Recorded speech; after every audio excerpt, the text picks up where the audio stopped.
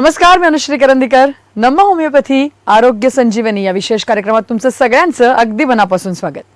या कार्यक्रमामध्ये आजचा जो आपला विषय आहे तो म्हणजे व्हेरिकोज वेन्स. व्हेरिकोज वेन्स म्हणजे एक्झॅक्टली काय आहे, त्याची लक्षणं, कारणं आणि त्याचबरोबर नम्मा होमिओपॅथीमध्ये त्याच्यावरती असलेल्या विविध उपचार पद्धती, या संपूर्ण अनुषंगाने या विषयावरती मार्गदर्शन करण्याकरता आपल्या सोबत आलेले आहेत डॉक्टर प्रणाली. डॉक्टर, कार्यक्रमामध्ये तुमचं अगदी मनापासून स्वागत. नमस्कार. डॉक्टर प्रणालीबद्दल सांगायचं झालं तर ते स्वतः गेल्या 3 वर्षांपासून नम्मा होमिओपॅथीमध्ये होमिओपॅथिक कन्सल्टंट म्हणून काम करतात आणि व्हेरिकोज वेन्स हा विषय आपल्याला आज ते समजावून सांगणार आहेत. त्यामुळे आपण थेट त्यांच्याकडे जाऊया आणि आजच्या विषयाला सुरुवात करूया. तर डॉक्टर, व्हेरिकोज वेन्स हा विषय आज आपण प्रेक्षकांसमोर घेऊन आलेलो आहे. सामान्य प्रेक्षकांना किंवा सामान्य लोकांना कळेल अशा भाषामध्ये आपण काय सांगू शकाल, एक्झॅक्टली व्हेरिकोज वेन्स म्हणजे नेमकं काय? व्हेरिकोज वेन्स हा रक्तसंचारा निगडीत आजार आहे. म्हणजे तो आपल्या सर्क्युलेटरी सिस्टीमशी रिलेटेड आजार आहे. आपली सर्क्युलेटरी सिस्टीम ही फार मोठी आहे. या सर्क्युलेटरी सिस्टीममध्ये कुठले कुठले कंपोनंट्स आहेत आपण आधी ते जाणून घेऊयात. सर्क्युलेटरी सिस्टीममध्ये हार्ट म्हणजे हृदयाशिवाय आपल्या धमन्या म्हणजे आर्टरीज असतात आणि वेन्स ज्याला आपण सामान्य भाषेत शिरा असं आपण म्हणतो. हृदयातून शुद्धीकरण झाल्यानंतर संपूर्ण रक्त संपूर्ण शरीराकडे हे धमन्यांद्वारे किंवा आर्टरीजद्वारे पुरवले जाते. शिवाय जेव्हा हे अशुद्ध रक्त शुद्धीकरणासाठी हृदयाकडे येते ते शिरांद्वारे किंवा वेन्सकडे हृदयापर्यंत येत असते. ही जी संपूर्ण प्रक्रिया आहे अशुद्ध रक्त हृदयाकडे शुद्धीकरणासाठी येण्याची, ही संपूर्ण प्रक्रिया ही गुरुत्वाकर्षण शक्तीच्या विरोधात चालू असते. म्हणजे ही अगेन्स्ट द ग्रॅव्हिटेशनल फोर्स चालू असणारी प्रोसेस आहे.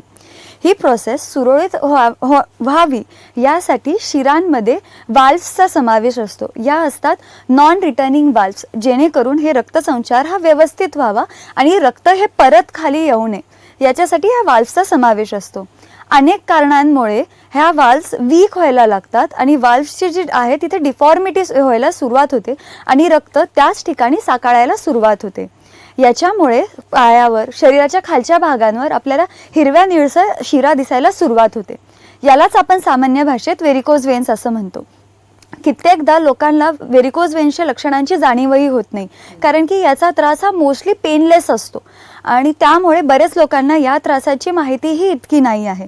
म्हणून आपण व्हेरिकोजचा सखोल अभ्यास करून आणि नेमका हा त्रास कसा आहे तो जाणून घेऊयात. तर डॉक्टर, आपण व्हेरिकोज वेन्स बद्दल समजून घेतोय आणि आता आपल्याला जे प्रेक्षक पाहत आहेत त्यांच्याही काही प्रश्न आहेत, त्यांच्याही समस्या आहेत. आपण त्यांच्याकडे जाऊया आणि त्यांच्या समस्या काय आहेत नेमक्या त्या जाणून घेऊया, त्यांना मार्गदर्शन करूया.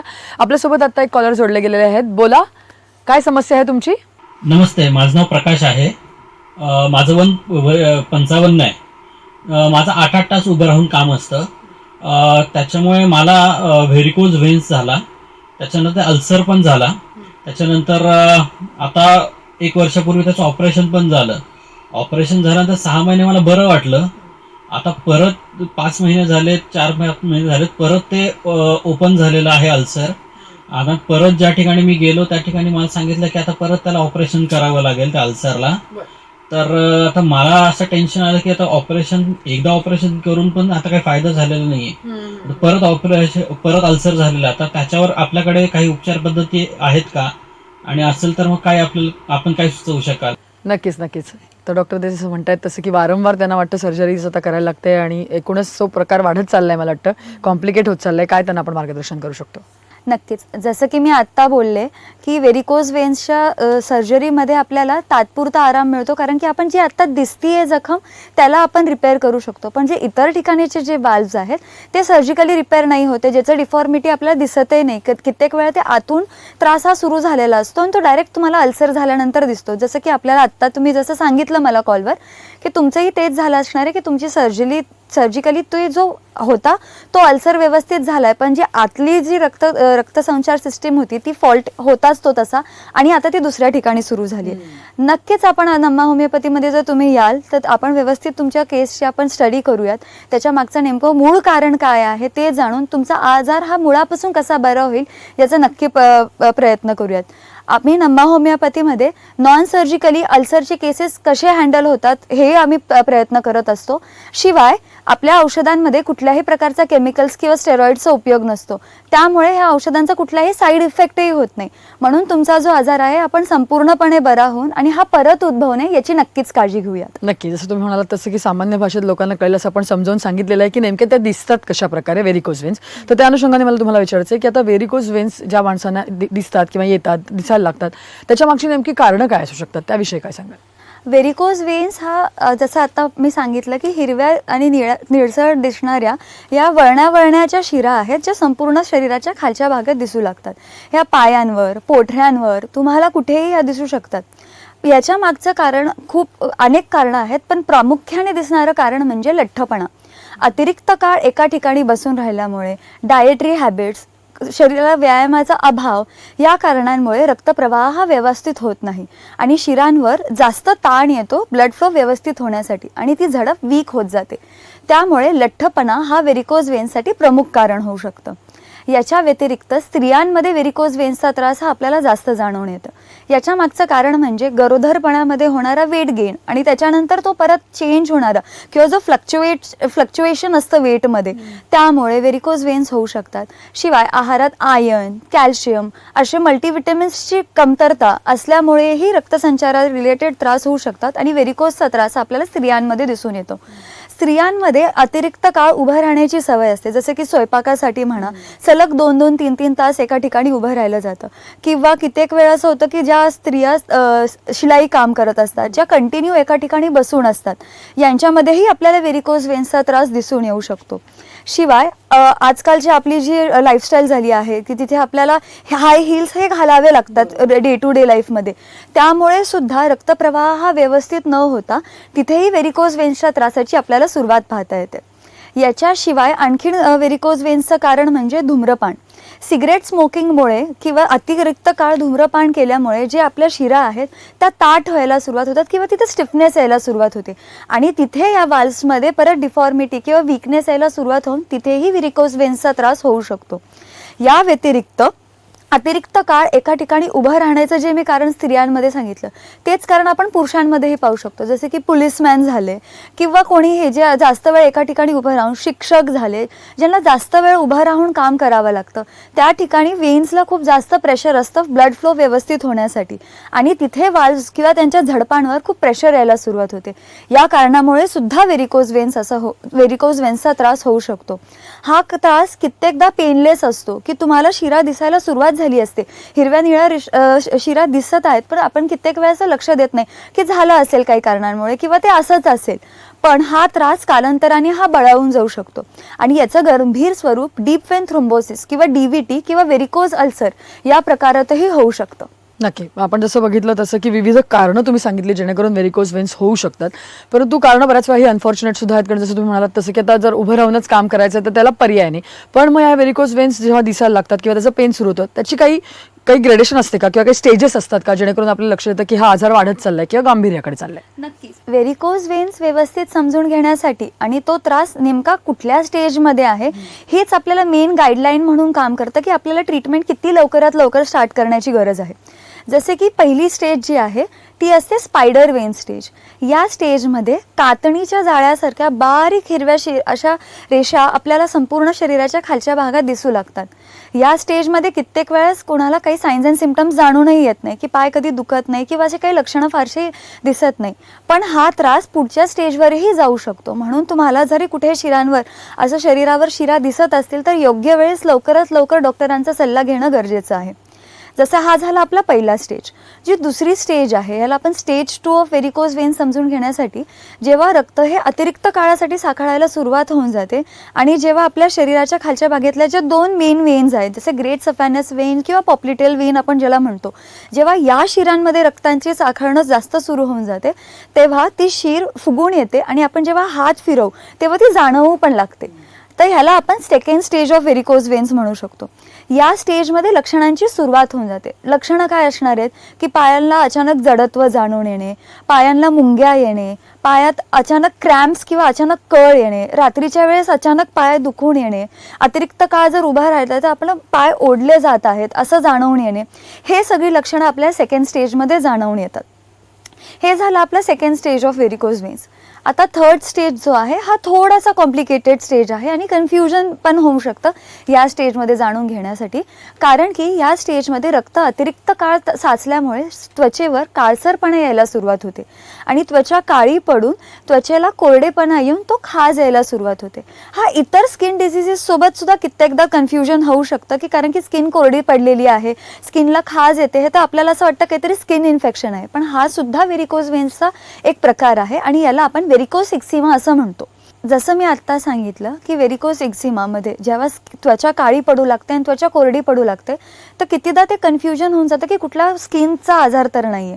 मग आपण तात्पुरता पेशंट त्यावेळेस काय करतात की कुठलं तरी ऑइंटमेंट लावून तात्पुरता तो त्रास बरा होतो आणि त्वचेचा काळसरपणा हा कमी होऊन जातो आणि परत हा त्रास दुर्लक्षित केला जातो. पण जो मुख्य याच्या मागचं कारण आहे जे मी सांगितलं की झडपांवर भार आल्यामुळे जी आपली झडप वीक झाली आहे, वाल्व्स वीक झाले आहे आणि रक्तप्रवाह हा व्यवस्थित होत नाही आहे, हा त्रास हा तसाच राहतो. या त्रासाला आपण लक्ष देत नाही आणि हा त्रास पुढे बळावत जातो आणि त्याचं स्वरूप हे स्टेज 4 मध्ये होतं. म्हणजेच जो आपला स्टेज 4 जे आहे तो व्हेरिकोज अल्सरची स्टेज आहे. आता आपण जाणून घेऊया की हा स्टेज 4 मध्ये नेमकं होतं काय. जसं मी आत्ता सांगितलं की अतिरिक्त काळावर रक्त त्या ठिकाणी साचल्यामुळे तिथे प्रेशर बिल्डअप व्हायला सुरुवात होते आणि ती जी शीर आहे जिथे हे रक्त साखळलेलं आहे ती शीर फुटते आणि तिथे एक जखम तयार होते आणि कित्येकदा ही जखम पेनलेस असते की पेशंटला कळतही नाही की ही मला जखम झालेली आहे आणि तिथून ब्लिडिंग सुरू झालं आहे. कोणीतरी इतर माणूस बघतं की अरे तुला तिथे जखम झाली आहे आणि तिथून रक्त वाहत आहे, तेव्हा पेशंटला कळतं की अरेच्या मला एवढी मोठी जखम आहे. तर याला आपण व्हेरिकोज अल्सर असं म्हणतो. या अल्सरला आपण किती ऑइंटमेंट लावा, अँटीबायोटिक लावा, हा व्यवस्थित लवकर भरून येणारी जखम नसते, कारण याच्यात मेन कारण काय असतं की आपल्या झडप हे वीक आहेत म्हणून ही जखम काय पटकन भरत नाही.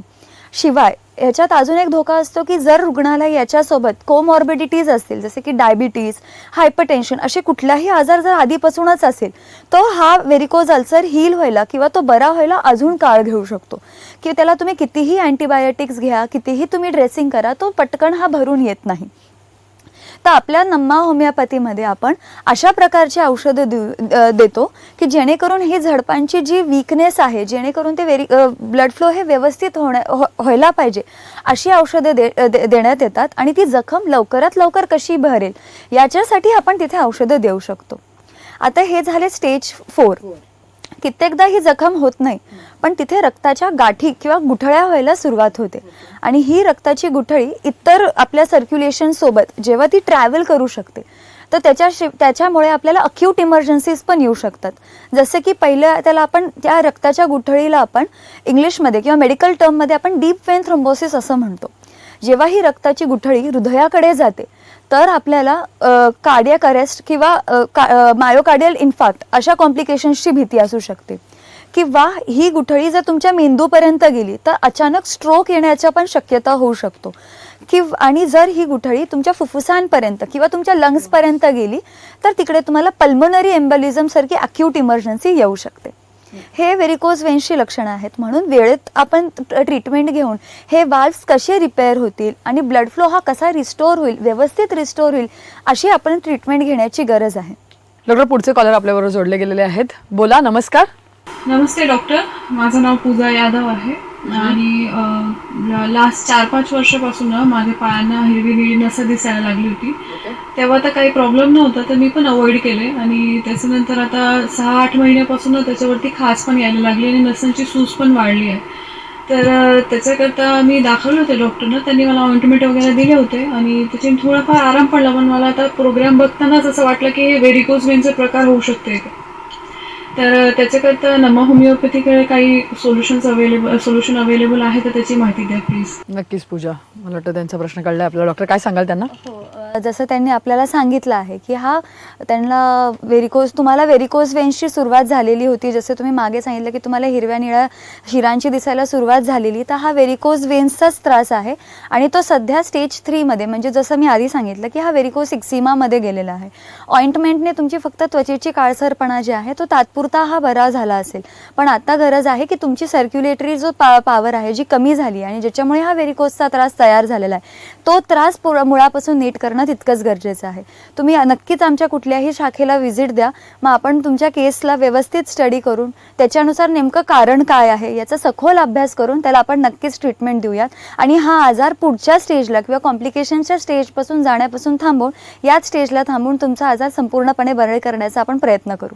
नक्कीच मला वाटतं प्रेक्षकांनाही समजून येत असेल. डॉक्टर प्रणाली आपल्याला समजावून सांगतायत की नेमकं व्हेरिकोज वेन्स काय आहेत आणि आत्ता आपल्याला जे प्रेक्षक पाहत आहेत त्यांना जर का लक्षात आलं असेल की त्यांना किंवा त्यांच्या घरच्यांना कुठेही अशा प्रकारच्या हिरव्या निळ्या शिरा दिसत आहेत, त्यांचे पुंजके दिसत आहेत, तर घाबरून जाण्याची गरज नाही आहे. आमच्या स्क्रीनवरती तुम्हाला जे नंबर फ्लॅश होताना दिसत आहेत त्याच्यावर तुम्हाला फक्त कॉल करायचा आहे, डॉक्टरांची अपॉइंटमेंट घ्यायची आहे किंवा डॉक्टरांशी संपर्क साधून त्यांच्याशी संवाद करायचा आहे. म्हणजे तुम्हाला सुद्धा जर व्हेरिकोज वेन्ससारखा आजार असेल तर होमिओपॅथीच्या माध्यमातून तुम्ही कशा प्रकारे बरा करू शकता याचा संपूर्ण गायडन्स तुम्ही त्या फोनवरती घेऊ शकता. त्याचबरोबर नम्मा होमिओपॅथीबद्दल समजून घ्यायचं झालं तर महाराष्ट्र आणि कर्नाटकामध्ये नम्मा होमिओपॅथीच्या 21 शाखा आहेत.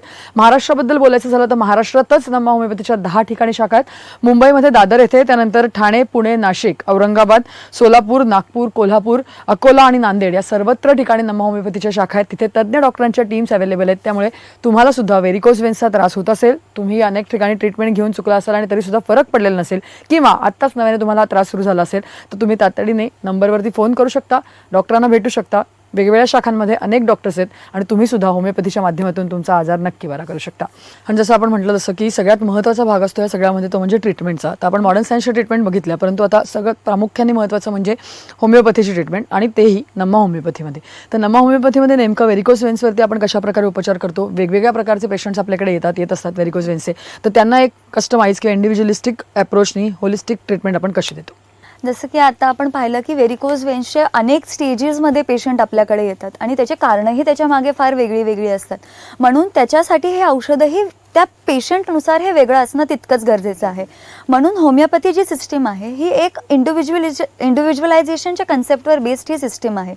प्रत्येक पेशंटच्या आजाराच्या मागे जसं शारीरिक ताणतणाव महत्त्वाचं कारण आहेच, त्याचसोबतही मानसिक ताणतणाव हे सुद्धा फार महत्त्वाचं कारण आहे. जसं की मी आधी सांगितलं की अनुवंशिकता हा सुद्धा फार मोठा फॅक्टर होऊ शकतो कुठलाही आजार होण्यासाठी.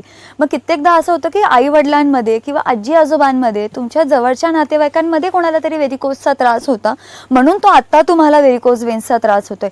तर ही जी जेनेटिक फॅक्टर आहे किंवा जेनेटिक टेंडन्सी आहे बॉडीमध्ये, ह्या टेंडन्सीचा सखोल अभ्यास, याशिवाय मानसिक ताणतणाव, शारीरिक ताणतणाव किंवा त्या रुग्णाच्या आयुष्यात त्याची आवड निवड, त्याची कॉन्स्टिट्यूशन, या सगळ्या गोष्टींचा, या सगळ्या फॅक्टर्सचा सखोल अभ्यास करून जी औषधं निवडली जातात त्यांना आपण मायझमेटिक किंवा होमिओपॅथिक बेस्डवर औषधं आपण ज्याला म्हणतो, ही औषधं आपल्याला नम्मा होमिओपॅथी इथे आपण भेटतात.